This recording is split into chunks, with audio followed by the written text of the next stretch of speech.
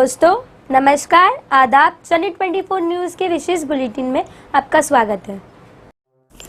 अदब की महफिलों में जब गज़ल ये मुस्कुराती है, अदब की महफिलों में जब गज़ल ये मुस्कुराती है, हर एक दिल में वफ़ा और प्यार की शम्मा जलाती है। गज़ल इस ज़िंदगी की भीड़ में राहत का सामा है, वफ़ा की चांदनी बनकर हमें अक्सर लुभाती है, वफ़ा की चांदनी बनकर हमें अक्सर लुभाती है। अपने दमदार कलाम और अपनी बुलंद आवाज़ के साथ शायरी के जरिए देश, समाज और हालात पर बेबाक टिप्पणी करने वाले सलीम बस्तवी अजीज़ी मुंबई में आज किसी परिचय के मोहताज नहीं हैं। पिछले 2 दशक से पूर्वांचल ही नहीं, देश के अनेक काव्य मंचों पर अपने कुशल संचालन और मयारी कलाम के जरिए श्रोताओं के दिलों में उतर जाने वाले सलीम बस्तवी अजीज़ी के साहित्यिक सफ़र पर आज हम सब रूबरू हो रहे हैं। आइए करते हैं सलीम बस्तवी से एक मुलाकात।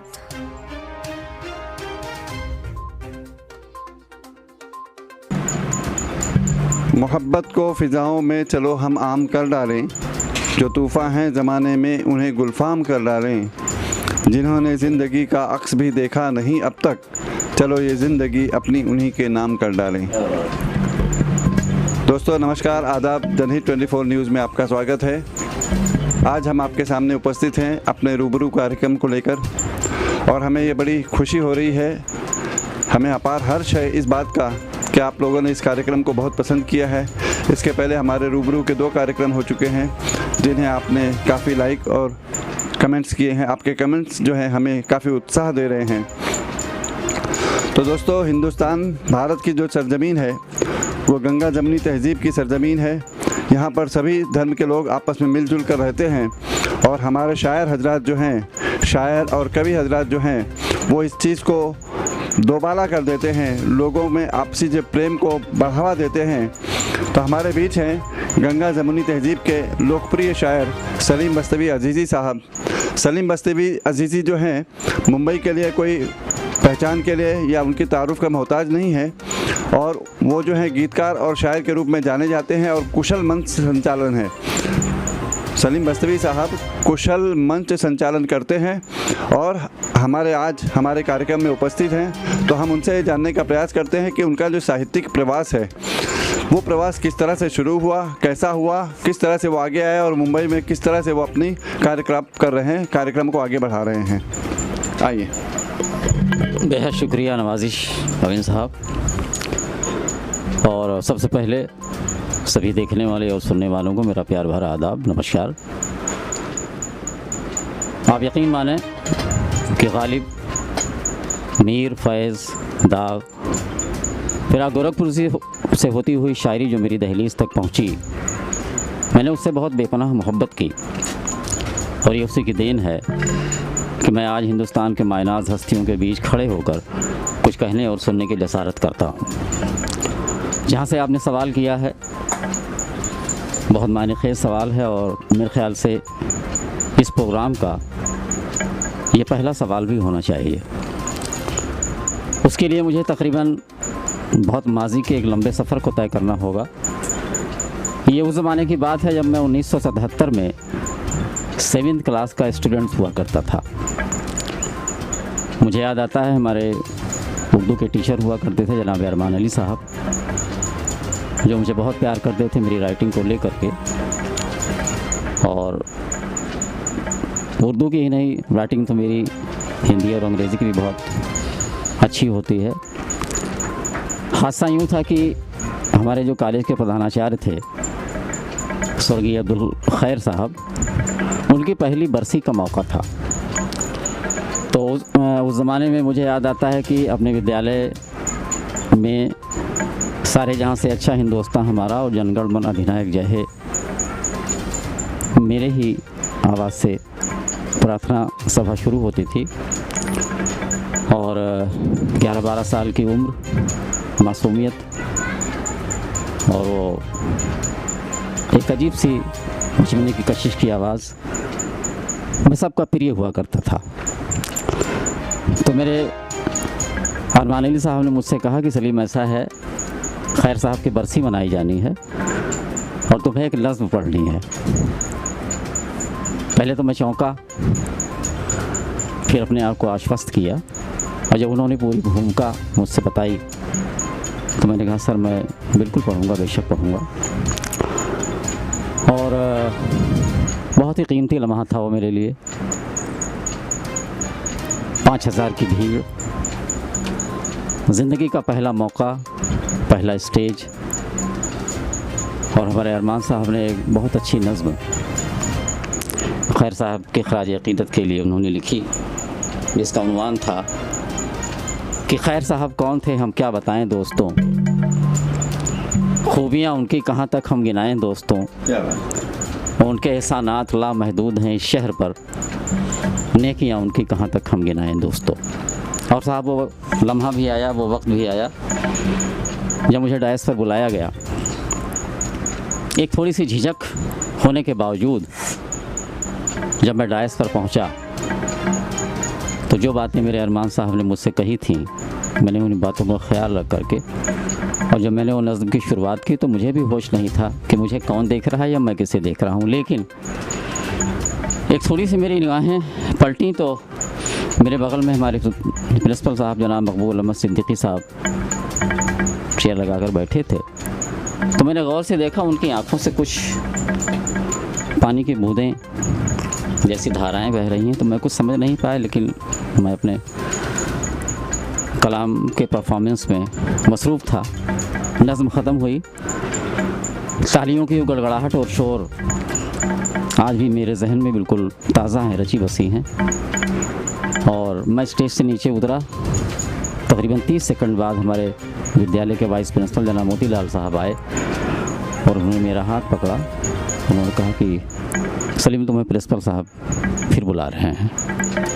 मैं डायस पर गया, जनाब मरहूम मकबूल साहब ने मुझे अपने सीने से लगाया, मेरे सर पे हाथ फेरा, और मुझे याद आता है कि वो कपकपाते हुए हाथों से अपने पर्स से एक 50 रुपये का नोट और 1 रुपया निकाल के उन्होंने मेरे हाथ पे रखा और बहुत ढेर सारी दुआएं दी। ये 1977 का ज़माना था। 1977 में 51 रुपये की कीमत क्या रही होगी, ये आप बखूबी अंदाज़ा लगा सकते हैं। वो हौसला अफजाई, वो जुनून और वो तालियों की गड़गड़ाहट मेरी शायरी का सबब बनी। रफ्ता रफ्ता, जैसा कि हर शायरों के साथ होता है, टूटा फूटा लिखना, अच्छा लिखना, बहर में नहीं होना, सारी बातें होती रहीं। और मैं बहुत जल्दी 2-3 साल के वक्त के बाद फर्स्ट ईयर सेकंड ईयर तक आते आते मैं शहर के शोरा इकराम की लिस्ट में शामिल हो गया और ये शायरी का दौर शुरू हुआ। फिर मेरी ज़िंदगी में एक इनकलाब आया 1996 में। हमारे शहर में एक डॉक्टर हुआ करते थे, डॉक्टर वीएल वर्मा साहब, जो आजकल जौनपुर मछली शहर में हैं। इत्तेफाक से वो एक फ़िल्म बना रहे थे, उनसे मेरी उनकी मुलाकात हुई। मुझको उन्होंने सुना, मेरे शेरों को सुना, गज़लों को सुना, मेरे गीतों को सुना। उन्होंने कहा सलीम भाई आप में तो बहुत बड़ी आग दिखाई देती है और मैं एक फ़िल्म वीरपुत्र बना रहा हूँ, जिसके म्यूज़िक डायरेक्टर शेखर सेन साहब हैं, जो यहाँ यारी रोड पर रहते हैं। और उस ज़माने में 2 गीतकार उसमें लिए जा चुके थे, अब्राहम अश्क साहब और योगेश जी।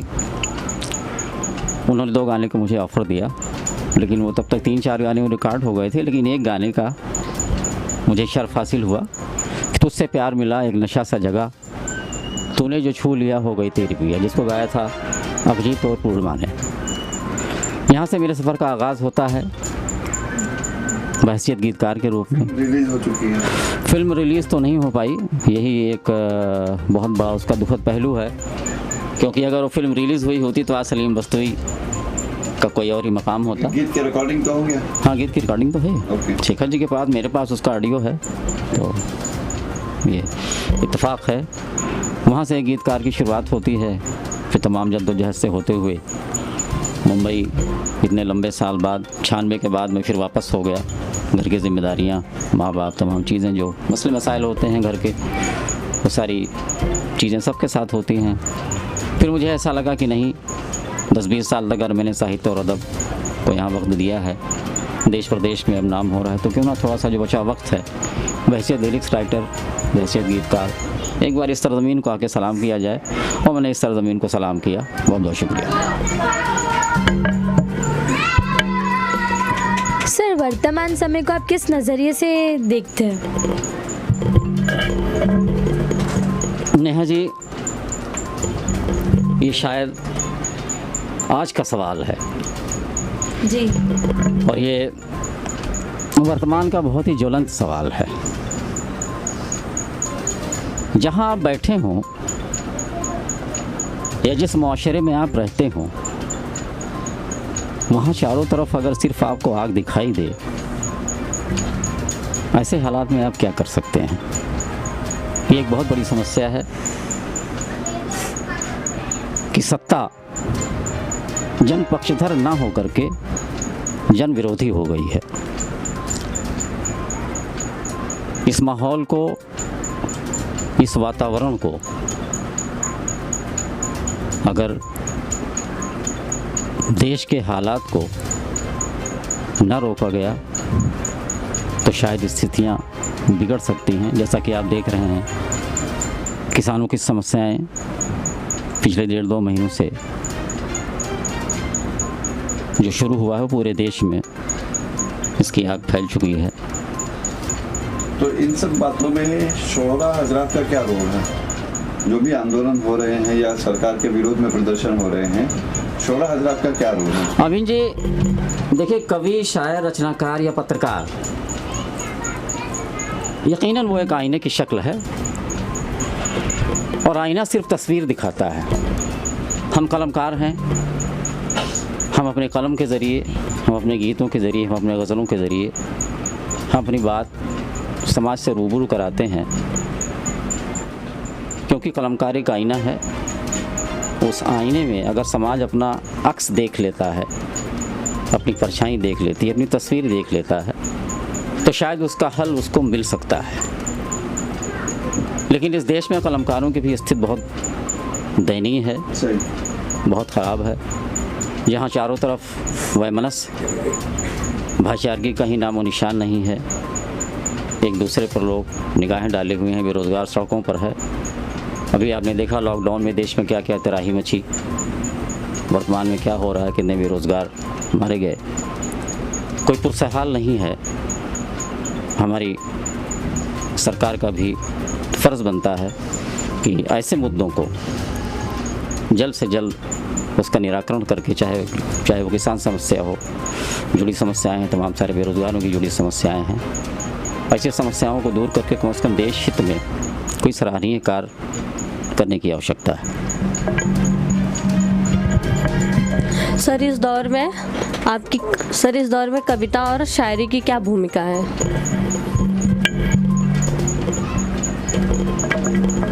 आओ नफ़रत की ये दीवार गिरा दी जाए। क्या बात? आओ नफ़रत की ये दीवार गिरा दी जाए, एक नई दुनिया मोहब्बत की बसा दी जाए, और अमन का दीप जलेगा ज़रूर भारत में। अमन का दीप जलेगा ज़रूर भारत में, गंगा यमुना की लहर फिर जो बहा दी जाए, गंगा यमुना की लहर फिर जो बहा दी जाए। इस देश में साहित्य और कविता, शायरी और कलम, देखा जाए तो ये चारों चीज़ें आपस में कहीं ना कहीं आके जुड़ जाती हैं। सदियों से कलम ने जो काम किया है, मोहब्बत का पैगाम दिया है, प्रेम भाईचारगी के वातावरण को आम करने की बात कही है।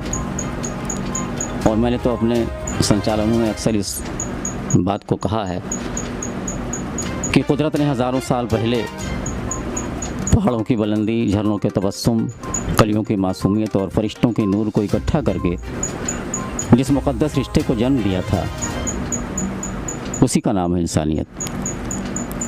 और उसी इंसानियत भाईचारगी को आम करने के उद्देश्य से पूरे मुल्क में गंगा जमुनी तहज़ीब के मुशायरे और कवि सम्मेलन आयोजित किए जाते हैं, जिनका सिर्फ एक ही मकसद होता है कि किसी भी सूरत हाल में प्यार, मोहब्बत, अमन और भाईचारगी को आम करना। कलम ने हमेशा मोहब्बत का पैगाम दिया है, नफरतों की खाई पाटी है। सरहदों के पार भी जा कर के कलम ने अपना काम किया है। अगर हम सच्चे कलमकार हैं तो हमारी ज़िम्मेदारी बनती है कि हम शायरी और कविता के ज़रिए देश की समस्याओं से सामीन को रूबरू कराएं और देश में खुशहाली का नया संचार करते हुए राष्ट्रीय एकता और भाईचारगी की डोर को मजबूत करें। कभी कभी ऐसा होता है कि कलमकार के ऊपर बहुत सारे आरोप भी लगते हैं और कहीं ना कहीं ये दिखाई देता है कि जो आरोप लगते हैं वो बहुत हद तक आज के वर्तमान परिवेश में वो सही भी हैं, क्योंकि शायरी अब पढ़ी नहीं जाती है। शायरी का बाजीकरण हो गया है, शायरी बेची जा रही है। अदब और साहित्य से अगर आप देखा जाए तो देश की आज़ादी से लेकर के और अब तक वर्तमान परिप्रेक्ष्य में भी कलमकारों, साहित्यकारों, अदीबों का एक बहुत बड़ा रोल रहा है। आप आज़ादी के पहले अगर जाएं बहादुर शाह ज़फ़र और राम प्रसाद बिस्मिल को याद करें तो पूरे मनाजिर आपके सामने कि कितना बड़ा रोल इन कलमकारों ने देश की आज़ादी में किया, और देश की आज़ादी में तो किया ही किया, आज भी हम उनसे फ़ायदा ले रहे हैं। जो आज की इस पीढ़ी में ये बहुत बड़ी कमी भी है, और ये ज़हर मैं मादरा चाहता हूँ अपने सुनने वालों और देखने वालों से कि जो मैं बात कहने जा रहा हूँ अगर मुझसे इत्तेफाक ना करते होंगे तो मैं उनसे मादरत करता हूँ कि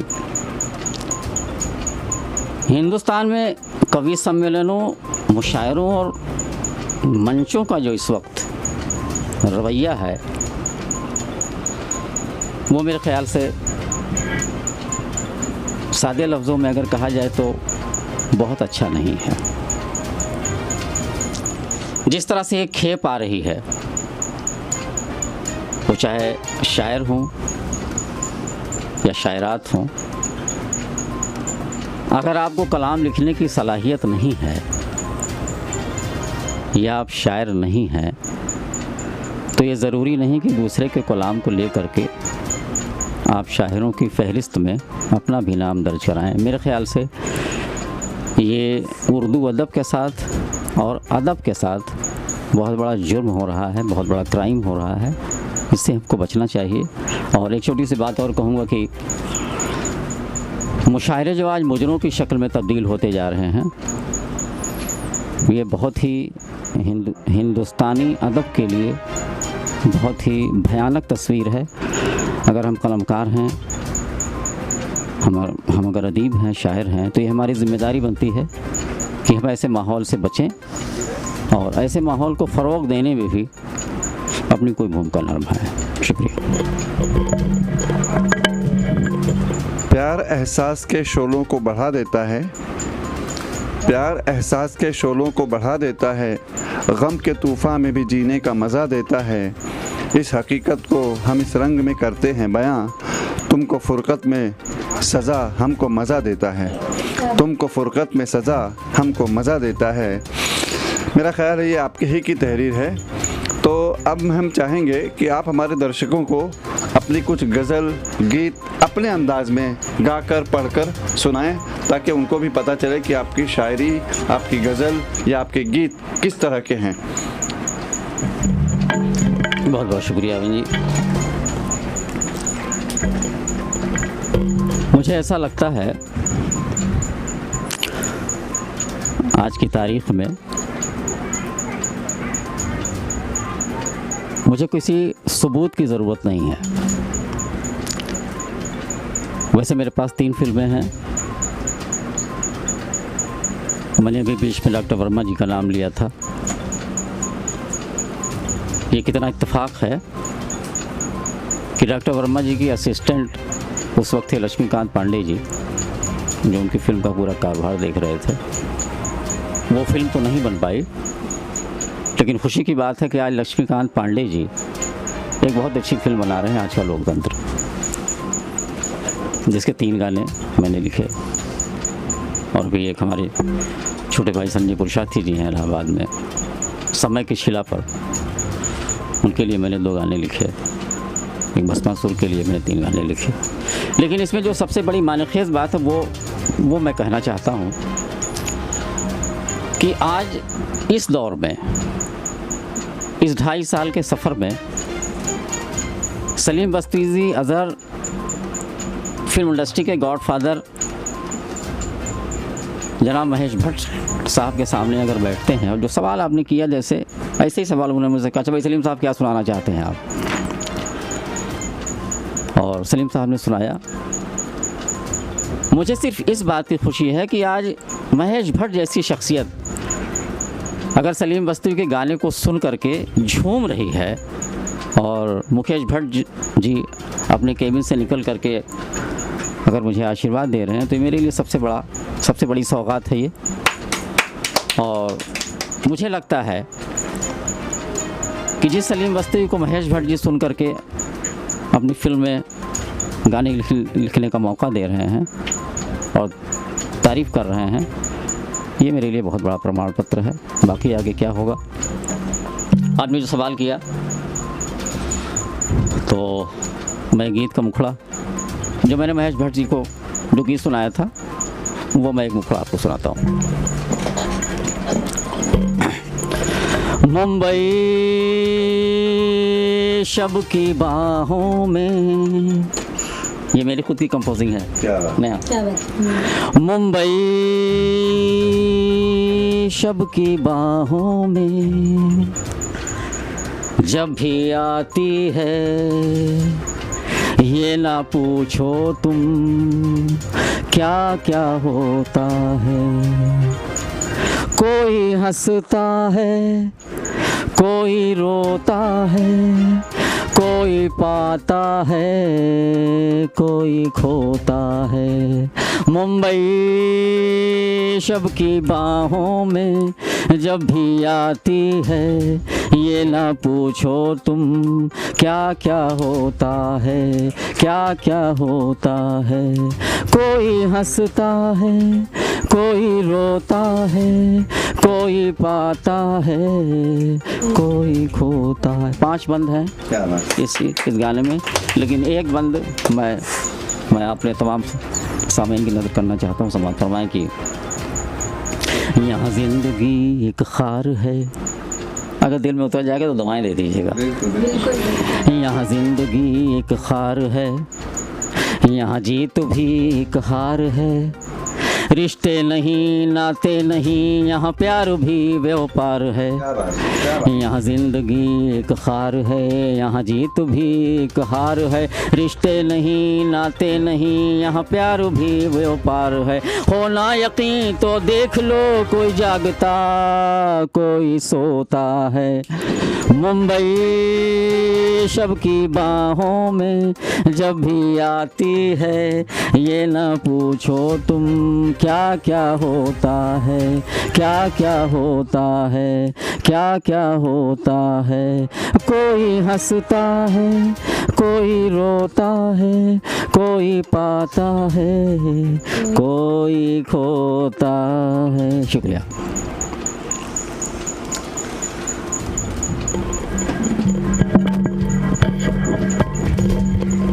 सर, मैंने सुना है कि मुशायरा और कवि सम्मेलन में जो क्या था वही कल पास, हाँ सर, मैंने सुना है कि मुशायरा और कवि सम्मेलन में जो शोरा हजरात होते हैं वो आपकी आवाज़ से ही कॉफ खाते हैं। सर, ऐसा क्यों? कहाँ से ये सवाल तलाश के लाई हैं आप? बहुत हकीकत बात है अमन जी। मैंने एक नहीं 12 इस चीज़ को महसूस किया है, और मेरे साथ तो ऐसा होता है कि मैं डायस पर खड़ा होता हूँ और जैसे मैं अभी पहले मैंने शुरू किया, एक पिन ड्रॉप साइलेंस हो जाता है और पीछे से कोई क्या इशारा होता है क्या नहीं होता, कभी आवाज़ कम हो जाती है, कभी कुछ हो जाता है, कभी माइक ही गायब हो जाता है। तो मेरे कुछ अजीज़ दोस्तों ने मुझसे बताया कि सलीम भाई, इसमें कोई शक नहीं है कि आपको अल्लाह ने एक बहुत अच्छी आवाज़ दी है। ऑडियंस को तो बहुत अच्छा लगता है, सामाईन हजरात तो बहुत इंजॉय करते हैं, लेकिन पता नहीं क्यों ऐसा होता है जब मैं डायस पर बैठा रहता हूँ तब तक तो सब शांत रहता है, सब बहुत खामोशी था। वो सारे शोरा हजरात भी बहुत सारी बातें चीतें होती हैं। लेकिन अमीर साहब, मैं आपसे सवाल करता हूँ कि ऐसा क्या हो जाता है कि अगर मैं अभी यहाँ खड़ा हो जाऊँ तो आप मेरे माइक को डिस्टर्ब कर दें या इसकी हालत बिगाड़ दें या ऑफ़ कर दें, तो जाहिर सी बात कहीं ना कहीं से आपको बेचैनी होती है ना। तो ये अल्लाह का करम है। उनको खतरा तो नहीं महसूस होता कि कहीं ऐसा ना हो कि मुशायरा आप लूट लें? हाँ, जाहिर सी बात है, ये बहुत सारी बातें ऐसी कई बार हुई भी। तुलसीपुर का मुशायरा है और डोनियागंज का मुशायरा है, ऐसे बहुत सारे हादसा मेरे साथ हुए हैं कि मैं खड़ा हुआ और अपना कलाम मैंने शुरू किया और कुछ फुतर होने लगा। और कुछ अल्लाह ने नवाजा ऐसा है कि लोगों को लगता है कि यार ये आदमी तो, ख़ासकर उस जगह जहाँ मैं नई जगह जाता हूँ, यहाँ के शोरा या कवि हजरात मुझको नहीं जानते, नहीं पहचानते हैं, तो तब तक तो बहुत अच्छा रहता है जब तक मैं बैठा रहता हूँ। लेकिन मैं जैसे खड़ा होता हूँ और मैं अपनी बात शुरू करता हूँ तो लोगों को अजीब सी बेचैनी होती है। ये अल्लाह का करम है, लाख लाख करम है कि उसने मुझे ऐसी आवाज़ दी है। मैं 4 मिसरे आप तक पहुँचाता हूँ, समात फरमाएँ कि हमारे गांव में अब भी बरसता सोना चांदी है। क्या बात? हमारे गांव में अब भी बरसता सोना चांदी है और तेरी दिल्ली न जाने क्यों अभी सामंतवादी है। तेरी दिल्ली न जाने क्यों अभी सामंतवादी है और हुआ आज़ाद मेरा मुल्क बेशक मानता हूँ मैं।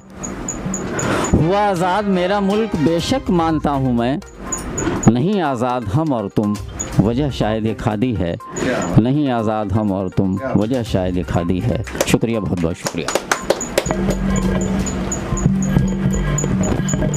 आप हमारे कार्यालय में आए, जनहित 24 न्यूज़ को आपने समय दिया, हमारे दर्शकों को आपने समय दिया और दर्शकों के दिल की बात आपने पूरी की। और हमारी मंगल कामनाएं हैं, शुभ कामनाएं हैं आपके साथ कि जिस तरह मुंबई ने आपको अपनाया है, बॉलीवुड भी आपको पूरी तरह से अपना ले और आप छा जाएं। धन्यवाद। हमारा ये प्रयास आपको कैसा लगा बताना ना भूलें। हमारे चैनल जनहित 24 न्यूज़ को लाइक करें, सब्सक्राइब करें और बेल आइकन दबाना ना भूलें। धन्यवाद।